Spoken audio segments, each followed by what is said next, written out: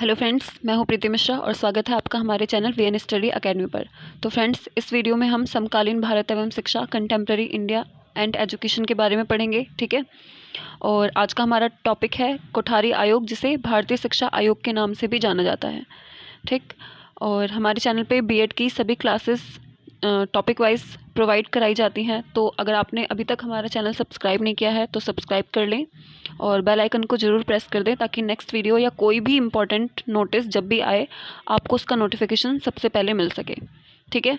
और इससे पहले भी मैं आपको काफ़ी सारे टॉपिक कंप्लीट करा चुकी हूँ इस बुक के। तो अगर आपने वो वीडियो नहीं देखी है तो आप हमारी प्लेलिस्ट में जाकर उसे देख सकते हैं, या फिर प्लेलिस्ट का लिंक आपको डिस्क्रिप्शन में मिल जाएगा। ठीक है, आप वहाँ से भी उसे देख सकते हैं। और इसी के साथ आप हमारा टेलीग्राम चैनल ज्वाइन कर सकते हैं, जिस पे आपको सारी इन्फॉर्मेशन मिल जाएंगी, और टेलीग्राम का लिंक भी आपको डिस्क्रिप्शन में मिल जाएगा। ठीक है। तो चलिए ज़्यादा टाइम वेस्ट ना करते हुए स्टार्ट करते हैं आज के इस वीडियो को। तो आज का हमारा टॉपिक है कोठारी आयोग या भारतीय शिक्षा आयोग। ठीक है। भारतीय शिक्षा आयोग को कोठारी आयोग के नाम से भी जाना जाता है, जो 1964-66 में हुई थी इसका गठन। ठीक है। और ये जो आयोग है ये उच्च शिक्षा से रिलेटेड है। ठीक है। इसमें उच्च शिक्षा संबंधी सुझाव दिए गए थे, तो इससे आपको याद रखना है। एग्जाम में क्वेश्चन किस तरीके से आता है देखते हैं। तो क्वेश्चन आता है कि शिक्षा आयोग द्वारा दी गई उच्च शिक्षा एवं शिक्षा संबंधी सिफारिशों का संक्षिप्त वर्णन कीजिए, और यह सिफारिशें शैक्षणिक स्तर को सुधारने में किस प्रकार सहायक होंगी। ठीक है। तो यहाँ पे डायरेक्टली आपसे पूछ लिया है शिक्षा आयोग, तो शिक्षा आयोग को किस नाम से जाना जाता है? कोठारी आयोग के नाम से। ठीक है। तो नाम में कंफ्यूज नहीं होना है, ये दोनों नाम एक ही हैं। ठीक है। इसके बाद और किस लैंग्वेज में आ सकता है क्वेश्चन? तो भारतीय शिक्षा आयोग या कोठारी आयोग 1964-66 के द्वारा दी गई मुख्य संस्तुतियों की विवेचना कीजिए। ठीक है। तो इसमें भी डायरेक्टली आपसे ये पूछ लिया गया है कि जो भारतीय शिक्षा आयोग है या कोठारी आयोग है, इसने शिक्षा संबंधी कौन कौन से अपने सुझाव दिए थे। ठीक है। तो और ये लॉन्ग क्वेश्चन के लिए मोस्ट इंपॉर्टेंट है, तो इसको आप बिल्कुल भी स्किप मत करना, वीडियो लास्ट तक जरूर देखें। ठीक है। एंड थर्ड है उच्च शिक्षा के क्या उद्देश्य होने चाहिए? राधाकृष्ण आयोग तथा कोठारी आयोग के संदर्भ में लिखिए। अब इससे पहले की वीडियो में मैं आपको राधाकृष्ण आयोग कंप्लीट करा चुकी हूँ, और ये राधाकृष्ण आयोग भी उच्च शिक्षा से संबंधित है। इसमें भी विश्वविद्यालय के संबंध में सुझाव दिए गए थे। तो अगर आपका क्वेश्चन आता है कि उच्च शिक्षा के उद्देश्य के बारे में लिखिए, तो या तो आप राधाकृष्ण आयोग के बारे में लिखो या फिर कोठारी आयोग के बारे में। ठीक है। दोनों में से कोई सा भी कर सकते हैं। पर अगर क्वेश्चन में स्पेशली बोला गया है कि कोठारी आयोग के बारे में लिखिए, तो आपको इसी आयोग के बारे में लिखना पड़ेगा। ठीक है। तो आई होप आपको समझ में आ गया होगा कि क्वेश्चन किस तरीके से पूछा जाता है। अब इसका आंसर देखते हैं। आंसर तीनों का सेम है। तो आंसर है यहाँ पे कोठारी आयोग, या जिसे भारतीय शिक्षा आयोग भी कहा जाता है। तो भारतीय शिक्षा आयोग की नियुक्ति कब हुई थी? 14 जुलाई 1964 को हुई थी। आपको ये डेट याद रखना है, और ये वेरी शॉर्ट क्वेश्चन में भी पूछ लिया जाता है कि भारतीय शिक्षा आयोग का गठन कब हुआ था, या कोठारी आयोग की नियुक्ति कब की गई थी। तो 14 जुलाई 1964 को की गई थी। और इस आयोग के अध्यक्ष कौन थे? डॉक्टर दौलत सिंह कोठारी थे। ठीक है। और इसीलिए भारतीय शिक्षा आयोग को कोठारी आयोग के नाम से जाना जाता है। जितने भी मैंने आपको आयोग बताए हैं, उनमें जो भी उनके अध्यक्ष होते हैं, उन्हीं के नाम पर उस आयोग का नाम रख दिया जाता है। ठीक है। तो इसमें भारतीय शिक्षा आयोग के अध्यक्ष थे वो दौलत सिंह कोठारी थे, इसलिए इसे कोठारी आयोग के नाम से जाना जाता है। ठीक। वेरी शॉर्ट में भी पूछ लिया जाता है कि भारतीय शिक्षा आयोग के अध्यक्ष का नाम बताइए, या इसका गठन कब किया गया था, तो आपको उसकी नियुक्ति, ठीक है, और उसके अध्यक्ष का नाम जरूर याद रखना है। इसके बाद कोठारी आयोग के सुझाव व संस्तुतियाँ। अब कोठारी आयोग ने शिक्षा के संबंध में कौन कौन से सुझाव दिए? तो फर्स्ट पॉइंट है शिक्षा की संरचना के संदर्भ से संदर्भित सुझाव। कौन कौन से दिए देखते हैं। तो कोठारी आयोग ने ये सुझाव दिया कि जो कक्षा 1 है, फर्स्ट क्लास में प्रवेश की आयु 6 वर्ष से कम नहीं होनी चाहिए। ठीक है। मतलब बच्चा जब 6 साल का हो जाएगा तभी उसका फर्स्ट क्लास में एडमिशन होगा। ठीक। इसके बाद उच्चतर माध्यमिक शिक्षा के बाद प्रथम डिग्री कोर्स जो है वो कम से कम 3 साल का होना चाहिए, और द्वितीय डिग्री कोर्स, यहाँ पे द्वितीय डिग्री कोर्स का मतलब है मास्टर डिग्री, ठीक है। प्रथम डिग्री कोर्स जो भी ग्रेजुएशन है वो 3 साल का होना चाहिए, और जो भी पोस्ट ग्रेजुएशन है द्वितीय डिग्री कोर्स है वो उसकी अवधि 2 या 3 साल होनी चाहिए, ठीक है। तो ये 2 पॉइंट्स आपको लिखने हैं शिक्षक की संरचना व स्तर के संबंध में, ठीक है। इसके बाद सेकंड पॉइंट है अध्यापक की स्थिति से संदर्भित, ठीक है। अध्यापकों के लिए क्या सुझाव दिया कोठारी आयोग ने? तो गैर सरकारी स्कूलों के अध्यापकों के वेतन क्रम में समानता होनी चाहिए। जितने भी प्राइवेट स्कूल हैं, ठीक है, गैर सरकारी स्कूल हैं, उसमें भी जितने टीचर्स हैं उनके वेतन में, उनकी सैलरी में इक्वालिटी होनी चाहिए, ठीक। एंड सेकंड है विश्वविद्यालयों के अध्यापकों के वेतन क्रम में पर्याप्त वृद्धि होनी चाहिए। जो यूनिवर्सिटी के टीचर हैं, ठीक है, उनकी सैलरी में वृद्धि होनी चाहिए, उनकी सैलरी बढ़ाई जानी चाहिए, और उनके वेतन क्रम में 5 वर्ष के बाद वृद्धि की जानी चाहिए, ठीक है। मतलब जो टीचर हैं कम से कम 5 साल में एक बार उनकी सैलरी बढ़नी चाहिए, ठीक है, हर 5 साल में। इसके बाद थर्ड पॉइंट है कि अध्यापकों के कार्य घंटे निश्चित होने चाहिए, ठीक, कि मतलब एक दिन में उन्हें कितने घंटे पढ़ाना है, या एक हफ्ते में कितने घंटे उनका जो है शिक्षण होना चाहिए, तथा 5 वर्ष में कम से कम एक बार भ्रमण के लिए रेलवे किराया, निवास स्थान सुविधा, किराया भत्ता आदि की सुविधा दी जानी चाहिए। मतलब टीचर्स की सैलरी में हर 5 साल में वृद्धि होनी चाहिए, एक तो ये सुझाव दिया। और जितने भी प्राइवेट स्कूल हैं उनके टीचर्स की सैलरी में भी इक्वालिटी होनी चाहिए, समानता होनी चाहिए, और प्रत्येक 5 साल में, ठीक है, कम से कम 5 साल में एक बार टीचर को घूमने के लिए रेलवे का किराया और निवास स्थान, ये सारी सुविधाएं प्रदान की जानी चाहिए, ठीक है। तो आई होप आपको इतना समझ में आ गया होगा। आगे बढ़ते हैं। थर्ड पॉइंट है अध्यापक प्रशिक्षण से संबंधित कौन कौन से सुझाव दिए, ठीक है। अध्यापक प्रशिक्षण मतलब टीचर ट्रेनिंग। तो फर्स्ट पॉइंट है इसमें प्राथमिक विद्यालयों के अध्यापकों की प्रशिक्षण अवधि 2 साल होनी चाहिए। मतलब जो प्राथमिक विद्यालय में टीचर पढ़ा रहे हैं प्राइमरी लेवल के, उनकी टीचर ट्रेनिंग कम से कम 2 साल की होनी चाहिए। और जो माध्यमिक विद्यालयों के अध्यापक हैं उनकी पहले 1 साल होनी चाहिए और बाद में 2 साल होनी चाहिए, ठीक है।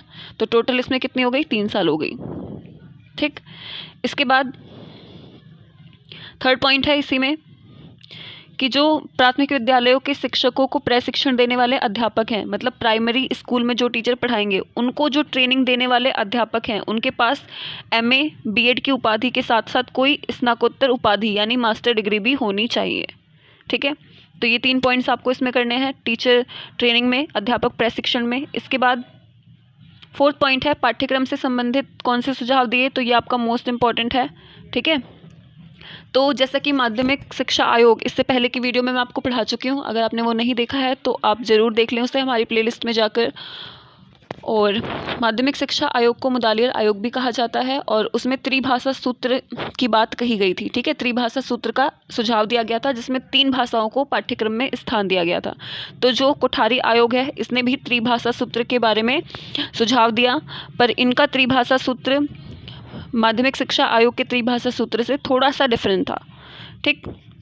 डिफरेंट कैसे कि माध्यमिक शिक्षा आयोग जो मुदालियर आयोग था उसमें त्रिभाषा सूत्र का आधार था हिंदी, संस्कृत और अंग्रेजी, 3 भाषाएं दी गई थी। इसमें कौन कौन से 3 भाषाओं की बात कही गई? तो मातृभाषा, ठीक है, मतलब जहाँ भी बच्चा रह रहा हो उसकी जो मातृभाषा हो या उस क्षेत्र की जो भाषा हो, एक तो उसको स्थान दिया जाना चाहिए, ठीक है। और बच्चा जो है अपनी मातृभाषा में ही सबसे ज़्यादा ईजिली सीख पाता है, ये इंपॉर्टेंट पॉइंट है। और केंद्र सरकार की सरकारी या सहकारी भाषा एज लाइक हिंदी, ठीक है। और हिंदी हमारी राष्ट्रभाषा नहीं है, हिंदी हमारी राजभाषा है, तो ये आपको याद रखना है। बहुत लोगों में कन्फ्यूज़न है ये, और वो हिंदी को राष्ट्रभाषा बोलते हैं, तो हिंदी हमारी राष्ट्रभाषा नहीं है, हिंदी हमारी राजभाषा है, ठीक है। और इंडिया के अंदर कोई भी राष्ट्रभाषा नहीं है, ठीक। और कोई भी आधुनिक भारतीय या यूरोपीय भाषाओं में से कोई एक, ठीक है। तो ये 3 भाषाएं जो हैं पाठ्यक्रम में सम्मिलित करने का सुझाव दिया कोठारी आयोग ने। तो आपको इसमें इतना करना है। इसके बाद नेक्स्ट है परीक्षा प्रणाली एवं मूल्यांकन से संबंधित कौन कौन से सुझाव दिए। तो बोर्ड की परीक्षा में पास फेल लिखने की जगह उनके प्राप्तांक लिखे जाए, मतलब उनके नंबर लिखे जाए, केवल पास और फेल ना लिखा जाए, ठीक है, बोर्ड के पेपर में।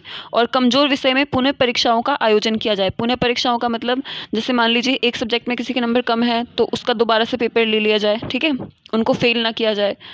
तो ये सुझाव दिया कोठारी आयोग ने। इसके बाद थर्ड पॉइंट है कि छात्रों की परीक्षा फल के साथ साथ उनके स्कूल रिकॉर्ड भी उन्हें दिए जाए, ठीक है, कि बच्चा स्पोर्ट में कैसा है, सिंगिंग में कैसा है और सारी एक्टिविटीज़ में कैसा है। केवल उन्हें रिपोर्ट कार्ड ना दिया जाए पेपर से रिलेटेड, साथ के साथ उनकी एक्टिविटीज़ के बारे में भी दिया जाए, ठीक है, रिकॉर्ड। इसके बाद नेक्स्ट है उच्च शिक्षा या विश्वविद्यालय शिक्षा से संबंधित कौन कौन से सुझाव दिए। तो ये पॉइंट आपका इंपॉर्टेंट है, ये शॉर्ट में भी पूछ लिया जाता है, ठीक है, अलग से। और तो फर्स्ट पॉइंट है इसमें, स्नातक स्तर पर शिक्षा का माध्यम कैसा हो, क्षेत्रीय भाषा हो, मतलब ग्रेजुएशन जो हो उनके जो भी सब्जेक्ट हो वो कौन सी भाषा में हो, हिंदी में हो, हिंदी इंग्लिश दोनों में, ठीक है। शिक्षा का माध्यम क्षेत्रीय भाषा हो, जो भी उनके क्षेत्र में बोली जाती है उस लैंग्वेज में बच्चे ग्रेजुएशन कर सकते हैं, ठीक है। ये सुझाव दिया कोठारी आयोग ने। सेकंड, स्नातकोत्तर स्तर पर शिक्षा का माध्यम अंग्रेजी हो, मतलब मास्टर डिग्री जो हो, जितने भी सब्जेक्ट हो वो सब किस में हो, अंग्रेजी भाषा में हो।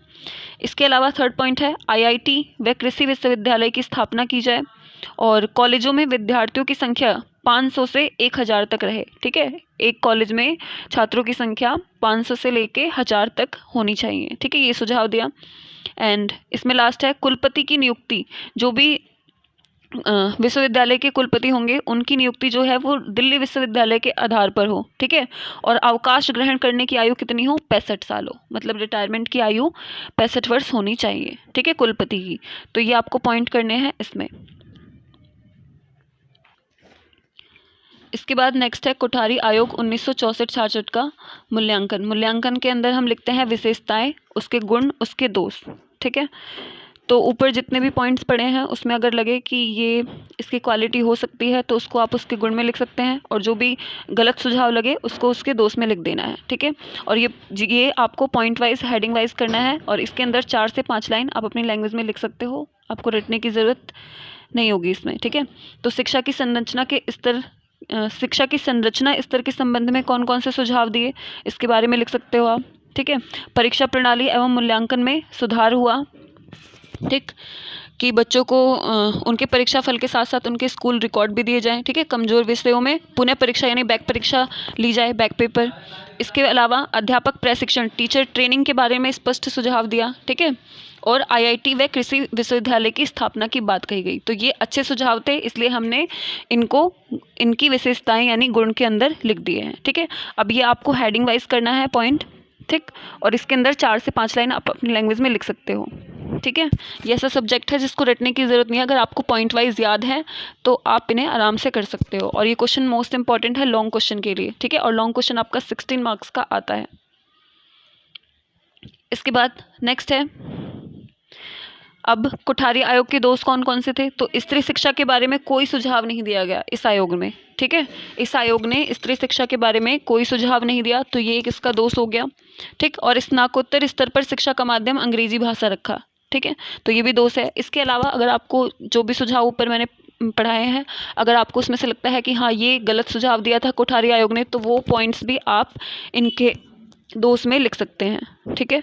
तो आई होप आपको यहाँ पे समझ में आ गया होगा, और अगर नहीं समझ में आया, कोई डाउट रह जाता है तो आप कमेंट सेक्शन में कमेंट करके पूछ सकते हैं, ठीक है। और वीडियो पसंद आई तो लाइक शेयर ज़रूर करें, चैनल को सब्सक्राइब कर लें और बेल आइकन को प्रेस कर दें, ठीक है। मिलते हैं नेक्स्ट वीडियो में, तब तक के लिए नमस्कार।